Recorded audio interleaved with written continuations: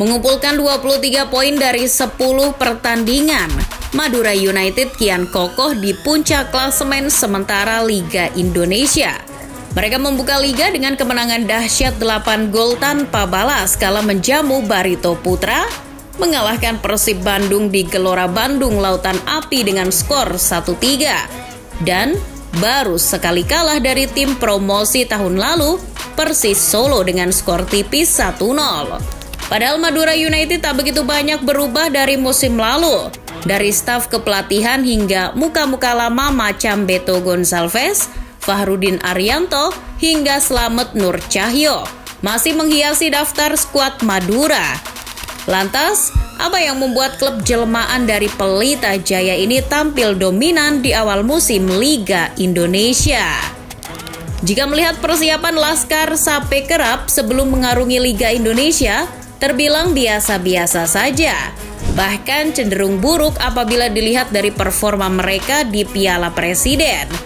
Tergabung di grup B bersama Persija, Rans Nusantara, Borneo FC, dan Barito Putra, Madura United hanya mampu finish di urutan keempat klasemen penyisihan grup. Madura hanya meraih 1 kemenangan dari 4 pertandingan.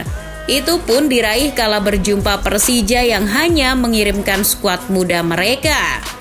Di Piala Presiden, Madura United mengalami kendala soal mencetak gol. Hal ini diakui oleh sang pelatih Fabio Lefundes. Juru taktik asal Brazil itu kecewa timnya tersingkir lebih dini. Ia merasa timnya tak dinaungi Dewi Fortuna sepanjang turnamen, lantaran setiap peluang yang mereka ciptakan selalu mentah di depan gawang. Contohnya saja saat laga melawan Barito Putra di pertandingan ketiga penyisihan grup B.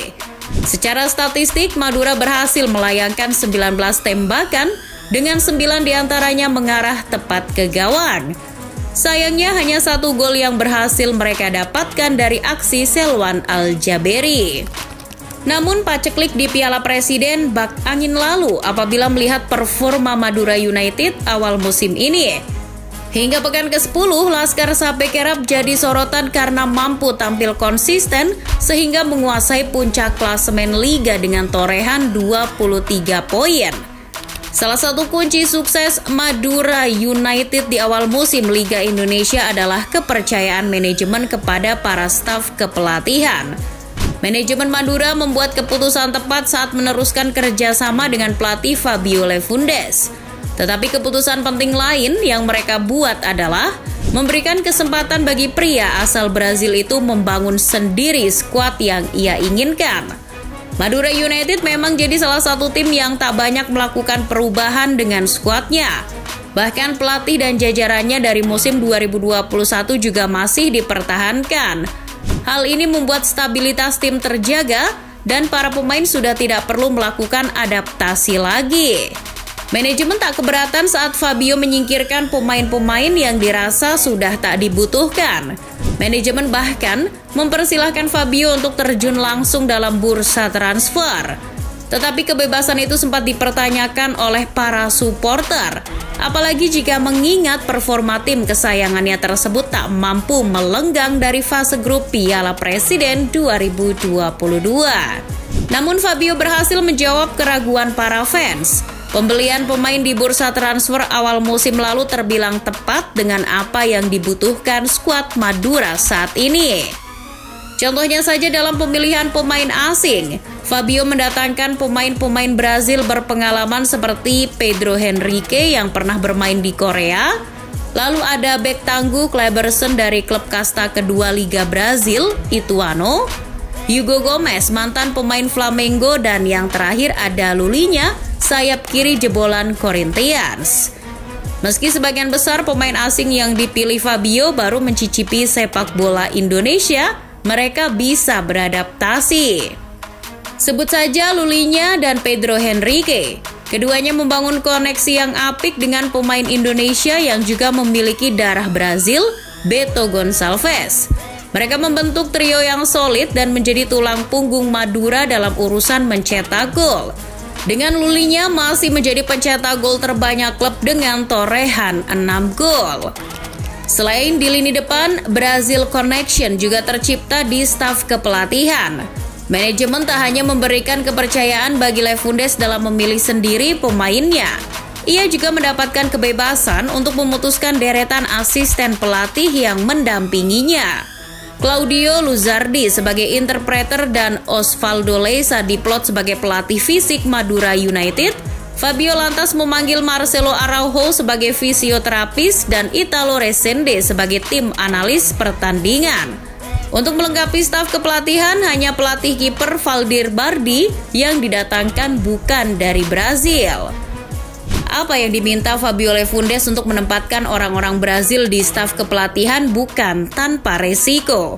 Namun hingga pekan ke-10, keputusan Fabio terbilang tepat. Madura United terbukti terus berkembang menjadi salah satu tim terbaik melalui sentuhan Brazil Connection. Kemudian, hal lain yang menyebabkan Laskar Sape kerap melaju kencang di awal musim adalah pola permainan yang diusung oleh Fabio Lefundes. Mantan asisten pelatih Botafogo itu mengandalkan formasi 4-3-3. Fabio menyuguhkan permainan sepak bola atraktif. Tak sedikit serangan Madura United mengandalkan sisi kanan. Dua pemain mereka, Malik Rizaldi dan Pedro, jadi motor serangan. Sementara lini serang sebelah kiri seperti Lulinya bertugas menusuk ke dalam kotak penalti lawan untuk menyambut umpan. Hasilnya, lebih dari 50% gol Madura hadir dari sana. Pergerakan trio lini serang Madura juga sangat fleksibel. Hal itu dibuktikan dalam laga melawan Persib, di mana Lulinya sesekali bertukar posisi dengan Malik Rizaldi guna memecah konsentrasi bek Persib.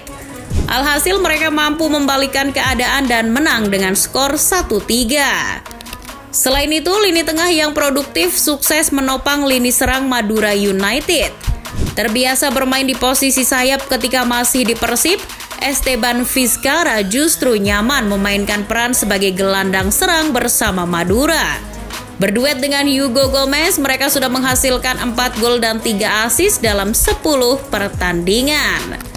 Jika menghadapi tim kuat seperti Persija, Fabio mampu melakukan adaptasi dengan tampil bertahan dan mengandalkan serangan balik cepat dengan memanfaatkan kecepatan dan skill individu pemain mereka. Duplikat formasi yang dilakukan Madura ketika menghadapi Persija berjalan efektif untuk meredam agresivitas lini depan Macan Kemayoran. Dalam pertandingan tersebut, Madura menurunkan 3 bek yang dibantu 2 bek sayap untuk meredam pergerakan pemain asing bintang 5 milik Persija. Fenomena Madura United tampil impresif di pekan-pekan awal Liga 1 bukanlah hal yang pertama kali terjadi. Beberapa kali mereka memang tampil apik di paruh pertama, tapi ketika memasuki paruh kedua, laju sapi bak kehabisan tenaga.